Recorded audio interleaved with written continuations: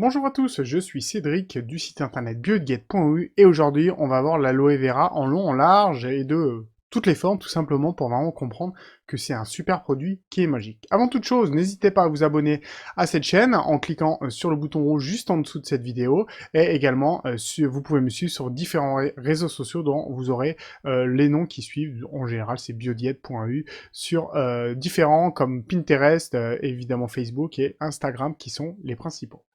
Voilà, n'hésitez pas à mettre un petit pouce au cours de cette vidéo si elle vous a appris des choses et si vous avez des questions sur le produit, n'hésitez pas. Et si vous avez d'autres questions, d'autres sujets que vous souhaiteriez que je traite, n'hésitez surtout pas. Ces vidéos sont collaboratives, c'est vraiment le but. Alors, on en revient à notre aloe vera. L'aloe vera, c'est vraiment super. On le trouve sous toutes les formes, en gel, en jus, en poudre, en soin du corps, en liquide, en décoction.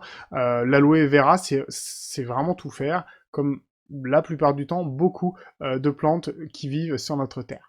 Donc voilà, principalement toutes les utilisations qui peuvent se faire. Il faut savoir que on va parler de deux aloe vera. Donc l'aloe vera le plus connu, le barbadensis, et pour une utilisation très particulière, l'aloe arborescens. Donc clairement, moi, quelles sont les trois recommandations que j'utilise pour l'aloe vera? C'est que c'est un très très bon hydratant en soins extérieurs pour la peau, quel qu'il soit, quel que soit le type de peau. Il fait des miracles quand il est pris en gel pour les brûlures d'estomac et en jus pour traiter la constipation de manière très très douce à tout âge, aussi bien pour les personnes âgées que quasiment les nouveau-nés ou les bébés. Moi, j'en ai donné notamment à ma fille et ça fonctionnait très très bien.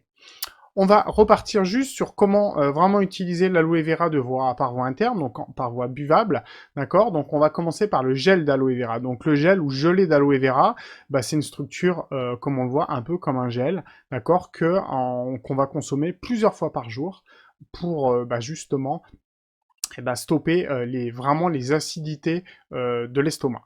Alors, l'avantage de prendre du gel d'aloe vera quand on a des brûlures d'estomac, c'est que déjà, évidemment, ça abaisse énormément l'acidité, donc évidemment, les douleurs baissent quasiment instantanément, d'accord? Mais aussi, l'avantage de ça, c'est que l'aloe vera est très, très recicatrisant.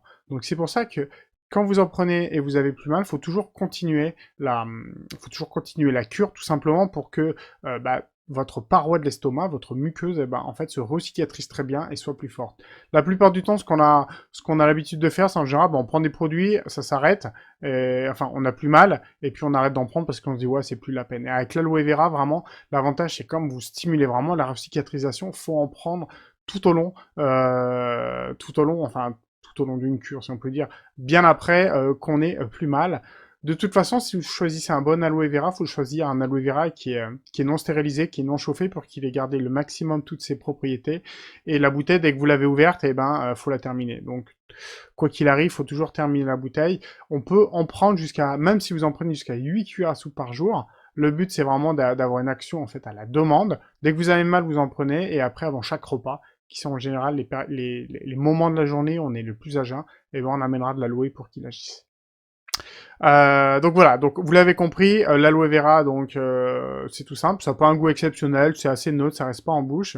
Après, si vous l'avez un peu oublié dans le frigo, bah vous allez vite comprendre quand il est passé, il sent le rance tout simplement. Si vous en prenez, vous allez pas être malade, mais c'est pas très très agréable. Donc vous avez compris que le gel d'aloe vera ou gelée d'aloe vera par voie interne, c'est pour la partie haute du système digestif, et pour la partie basse, ça sera le jus d'aloe vera qui fait vraiment des merveilles, qui fait vraiment des super merveilles sur tous les problèmes de constipation.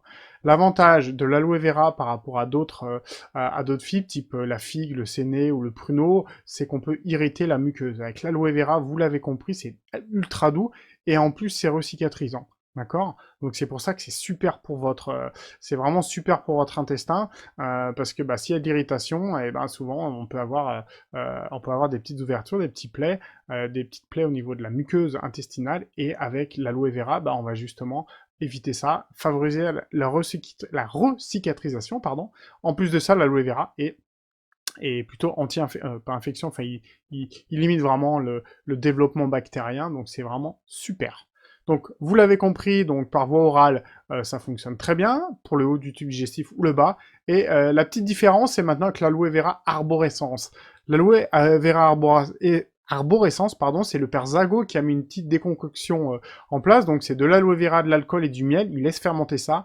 C'est une utilisation qui est vraiment millénaire, notamment en Amérique du Sud. Et on s'est aperçu que notamment ce père Zago recommandait ce type de produit à des personnes qui avaient des maladies graves, notamment immunitaires, des cancers. Et on s'apercevait que dans certains cas, eh ben, la personne retrouvait, si on peut dire, la vitalité. Donc c'est une gamme qui existe, sachez-le, qui est très spécifique, mais on voit que l'aloe vera fait vraiment fait vraiment des miracles. Et peut-être vous connaissez beaucoup de marques, l'aloe vera est encore clairement à la mode, on vous dit que ça vous requinque, ça vous donne de la force, de l'immunité et tout ça. Bah, du moment que c'est rempli de vitamines et minéraux, vous avez l'intestin qui fonctionne, et ben la plupart du temps, ça fonctionne bien sur la vitalité du corps. Donc on l'a vu d'un point de vue oral.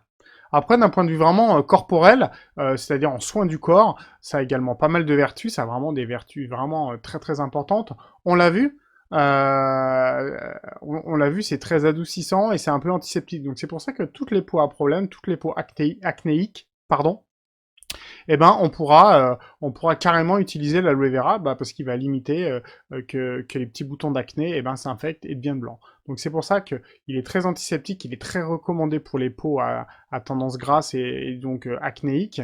Et comme vous l'avez vu, il est très hydratant. Donc l'avantage en fait qu'il soit très hydratant, c'est que déjà si vous voulez avoir une activité, une action si on peut dire un peu anti-âge, ça retient vraiment la peau, ça tend la peau.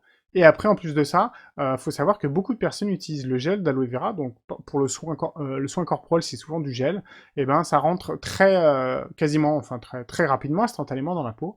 Du coup, on peut le mettre en base de maquillage. Beaucoup de personnes, si vous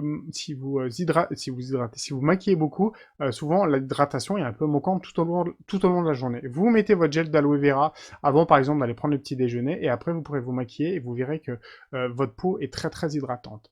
Il peut même être utilisé en base de protection solaire. Donc, c'est-à-dire, avant une crème de très haute protection, on peut très bien mettre de l'aloe vera justement pour apporter cette hydratation.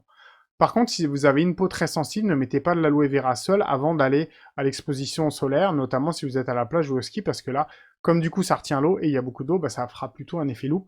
Donc c'est vraiment pour ça qu'il faut faire attention. L'aloe vera, comme il est très hydratant et lutte contre les brûlures, on a vu les brûlures d'estomac, mais c'est également sur la peau.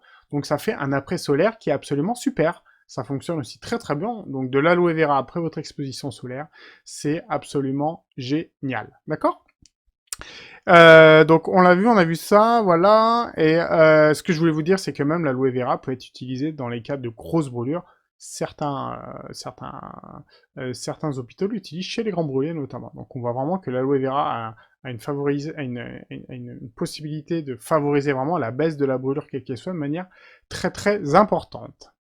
Alors, il faut savoir que la plupart, en fait, de ses propriétés viennent notamment de son gel qui est très riche en aloïne, en aloe-hémodyline et en aloïnoside et en hydroxyaloïne. Voilà, je vais y arriver, c'est les actifs qui sont vraiment très, très importants pour ça, et son latex. Il faut savoir que l'aloïne, il faut faire attention parce que justement, il faut choisir plutôt, surtout par voie orale, et notamment de l'aloe vera qui ne contient pas ou très très peu d'aloïne, qui peut être un peu irritant dans certains cas, mais la plupart du temps, si vous prenez des compléments alimentaires de qualité ou des soins à base d'aloe vera de qualité, vous n'avez absolument pas ce problème.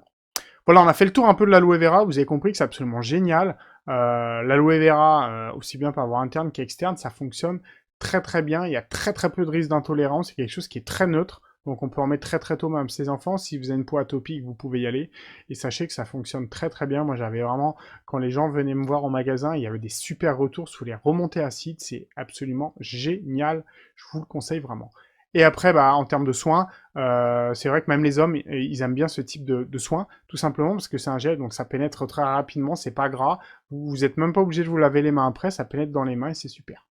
Voilà, j'ai fait à peu près le tour de l'utilisation de l'aloe vera par voie interne ou par voie externe, si on peut dire. J'espère vous avoir appris des choses. N'hésitez pas à mettre un petit pouce vers le haut si ça a été le cas, et de vous abonner aux autres réseaux sociaux et de poser vos questions s'il y en a. Belle journée à vous et je vous dis à bientôt. Au revoir.